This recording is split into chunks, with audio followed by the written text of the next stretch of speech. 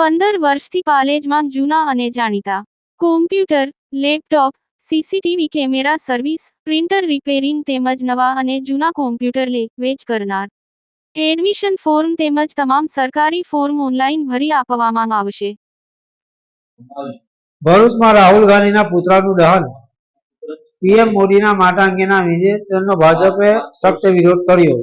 વડાપ્રધાન નરેન્દ્ર મોદીના માતા વિશે કોંગ્રેસના નેતા રાહુલ ગાંધીએ કરેલા કથિત અપમાનજનક નિવેદનના વિરોધમાં ભરૂચ જિલ્લા ભાજપે આજે ઉગ્ર પ્રદર્શન કર્યું હતું. ભરૂચ શહેરના પાંચબત્તી વિસ્તારમાં ભાજપના કાર્યકરો એકઠા થઈને રાહુલ ગાંધીના પુતળાનું દહન કરી પોતાનો રોષ ઠાલવ્યો હતો.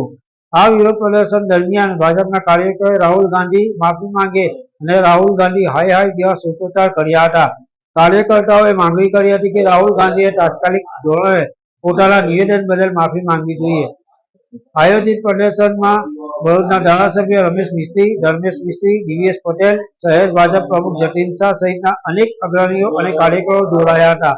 આ ઘટનાએ રાજકીય ગરમાવો લાવી દીધો છે અને ભરૂચમાં ભાજપ દ્વારા કરવામાં આવેલો આ વિરોધ સમગ્ર રાજ્યમાં ચર્ચાનો વિષય બન્યો છે. યાકુબ પટેલ, ભરૂચ.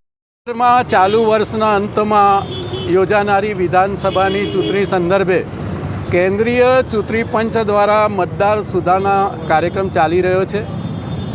આ કાર્યક્રમ અંતર્ગત બિહારમાં અને બિહારના સીમાવર્તી જિલ્લાઓમાં જે ઘૂસણખોરો છે એ મતદાર યાદીમાંથી બહાર ન નીકળી જાય એટલા માટે ઘૂસણખોર બચાવ યાત્રા કોંગ્રેસ અને આરજેડીના નેતૃત્વમાં બિહારમાં ચાલી રહી છે.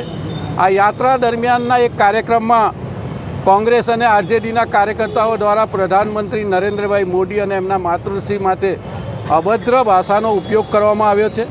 આનો વિરોધ સમગ્ર દેશની જનતા કરી રહી છે. ભારતીય જનતા પાર્ટી પણ વિવિધ કાર્યક્રમો કરી રહી છે. અમે રાહુલ ગાંધી અને કોંગ્રેસ પાસે માંગણી કરીએ છીએ કે તેઓ દેશની જનતાની માફી માંગે. આ પ્રકારના કાર્યક્રમો સતત ચાલુ રહેશે અને ભારતના પ્રધાનમંત્રી એક વૈશ્વિક નેતા છે. 25 કરતાં વધારે દેશોના રાષ્ટ્રાધ્યક્ષોએ એમને હાઈએસ્ટ સિવિલિયન એવોર્ડ આપ્યો છે. આવા એક પ્રતિષ્ઠિત અને વૈશ્વિક નેતા નરેન્દ્રભાઈ માટે આ પ્રકારની ભાષા બોલે એ અશોભનીય છે. ફરીથી ભરૂચ જિલ્લા ભારતીય જનતા પાર્ટી કોંગ્રેસ અને આરજેડીના કૃત્ય માટે દેશની જનતાની માફી માંગે એવી અમે માંગણી કરીએ છીએ.